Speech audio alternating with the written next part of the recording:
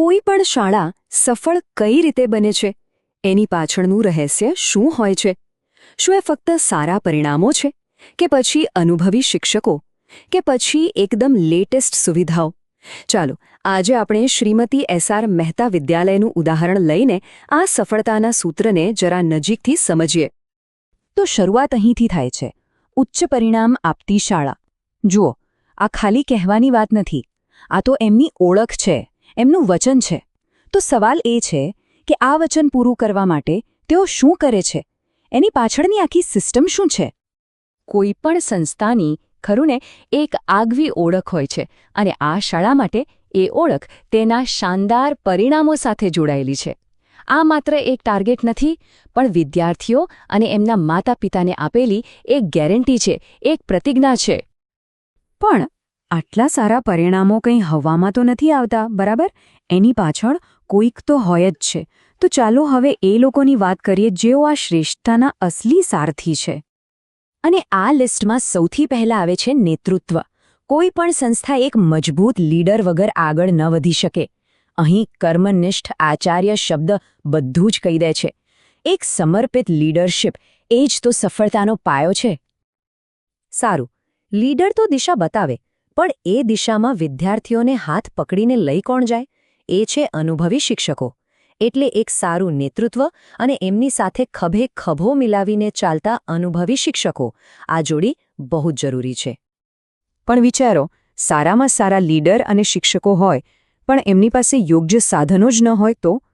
એટલે જ આ સૂત્રનો ત્રીજો અને બહુ જ મહત્વનો ભાગ છે આધુનિક શિક્ષણ અને તાલીમ માટેના સાધનો. આજકાલ શિક્ષણ કેટલું બદલાઈ ગયું છે ને! ડિજિટલ બોર્ડ એનું એક નાનકડું ઉદાહરણ છે. એનાથી અઘરામાં અઘરા વિષયો પણ એકદમ સરળ અને રસપ્રદ બની જાય છે. વિદ્યાર્થીઓને ભણવાની મજા આવવા લાગે છે.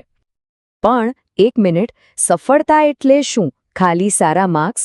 ના, બિલકુલ નહીં. એનસીસી જેવી ટ્રેનિંગ વિદ્યાર્થીઓમાં શિસ્ત, લીડરશિપ અને મજબૂત ચારિત્ર્યનું નિર્માણ કરે છે. આ ગુણો એમને ખાલી પરીક્ષામાં જ નહીં, પણ આખી જિંદગી કામ આવે છે.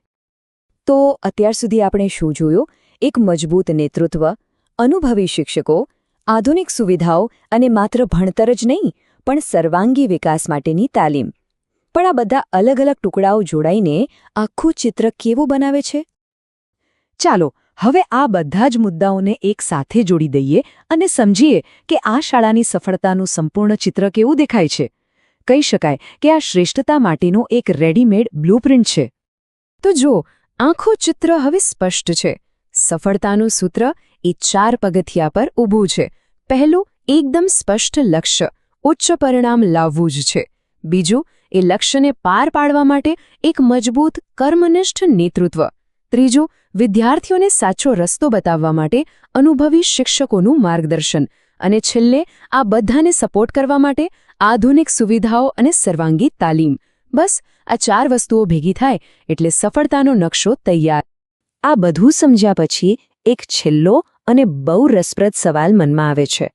આ બધા ઘટકોમાંથી કોઈ પણ શાળાની સફળતા માટે સૌથી નિર્ણાયક ઘટક કયો હોઈ શકે? શું એ નેતૃત્વ છે, કે પછી શિક્ષકો, કે સુવિધાઓ, કે પછી સાચી સફળતા આ બધાના પરફેક્ટ બેલેન્સમાં જ છુપાયેલી છે? આના પર વિચારવા જેવું ખરું.